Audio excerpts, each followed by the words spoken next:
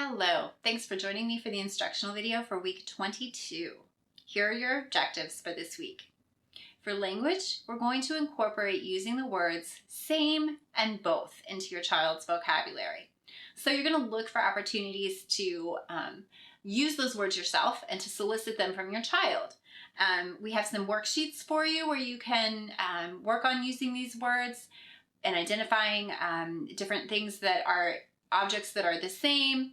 And then also when you compare two different objects with your child. So maybe while you're out and about, you can talk about two dogs at the park or two houses on your street and use the words same and both to describe characteristics of them and certain aspects of them that are the same or that they both have. For your cognitive objective for this week, under the category of remember, we have commits knowledge to long-term memory. So let's talk a little bit about long-term memory. When your child commits something to long-term memory, then that's when we deem that they have learned it. Then they can recall that information even after a long period of time has passed.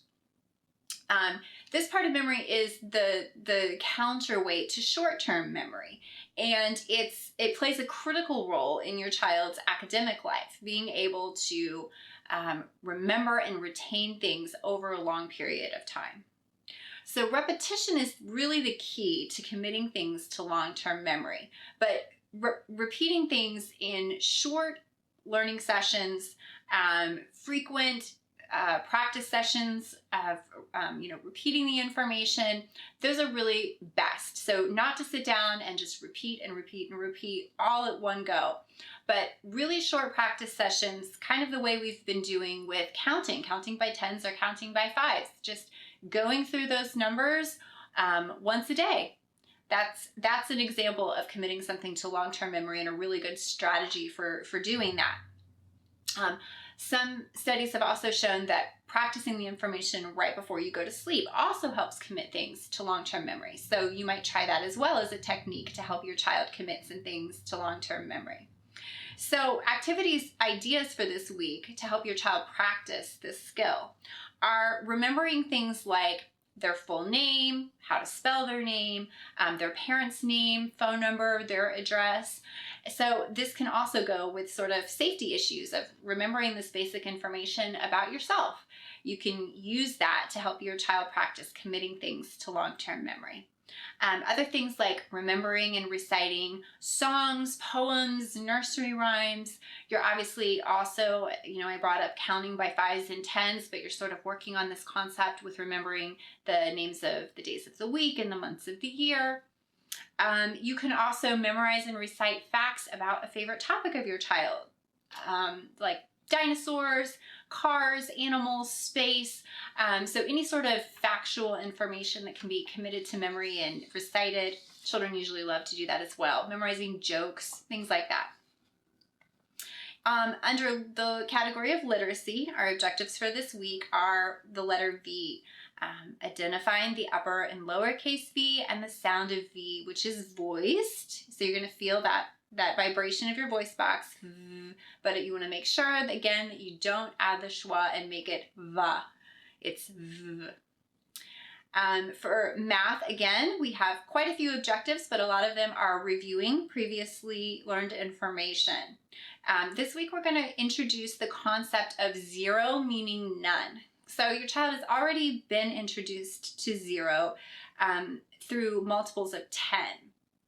So if your child points this out or is confused by the concept of zero meaning none, you can simply say that zero by itself means none, but that zero with other numbers can mean much more. You don't have to get into a big description of place value at this point. That should usually suffice to answer that question if your child brings it up. So that's one of your objectives for this week, to understand that the number zero by itself means none. Knowing that a non-standard unit can also measure. So last week we talked about using standard units of measurement, and this one can be a really fun one to play around with as your child explores how to use a non-standard unit of measurement, how to measure something with their shoe or even with their own body length. This can be a really fun one. Practicing again the months of the year. So this fits right with your cognitive objective of committing something to long-term memory.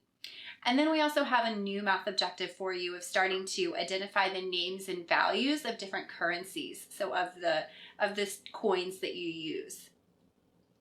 For fine motor skills, we have 1 tripod grasp activity, 1 finger isolation activity, 1 wrist extension and stability activity, and I'll come back to that in a minute, and 1 open thumb web space activity. For social emotional objectives under the category of relationship skills, we have recognize when assistance is needed, a crucial one for starting kindergarten where they could encounter all kinds of situations where they might need some assistance. And under the category of self-awareness, showing pleasure in mastery of skills or tasks. So your project for this week, now that we're done with our animal classification projects, we're going to switch it up and do a really artsy project, which is window art. So you're going to have to not mind the mess for this one.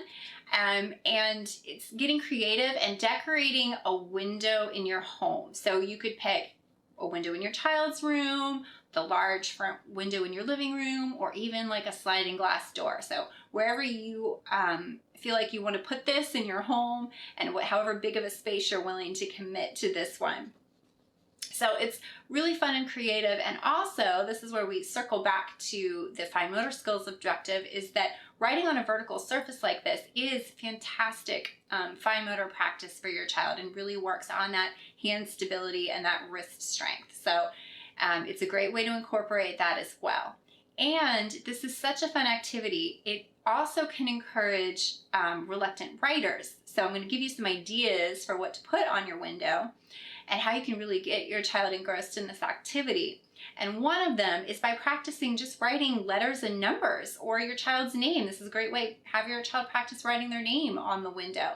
And especially if you have a reluctant writer, this often is enough to get them to engage with the task of writing, because it feels a little bit like they're getting away with something. Like writing on a window, it feels kind of like a forbidden activity a little bit, like you're breaking some kind of rule maybe. So it can be so enticing to children that even reluctant writers love to write on a glass window.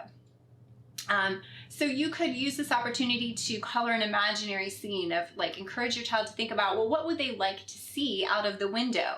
You know, maybe the landscape of an alien planet or dinosaurs or a farm scene, and to draw that on the window. And I encourage you to participate in this with them.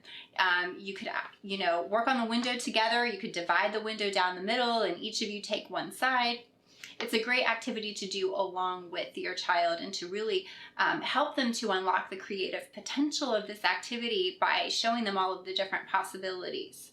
If you're using a large glass door, you could even do a family portrait. You could have each family member stand in front of the door and sort of trace their outline and then decorate it, draw their face and their hair and their clothes and have a life-size family portrait on your glass door.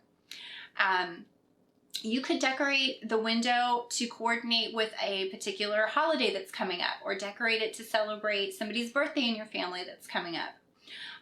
Or you could also use this to practice seasonal activities. So you could decorate it for either the season that you're in or an upcoming season, or you could divide the window into fourths and decorate part of each pane as part of the season. You could have snow falling in one and fall leaves falling in another, and use this as an opportunity to practice the seasons of the year. So whatever you choose to do, I hope you guys have fun with it.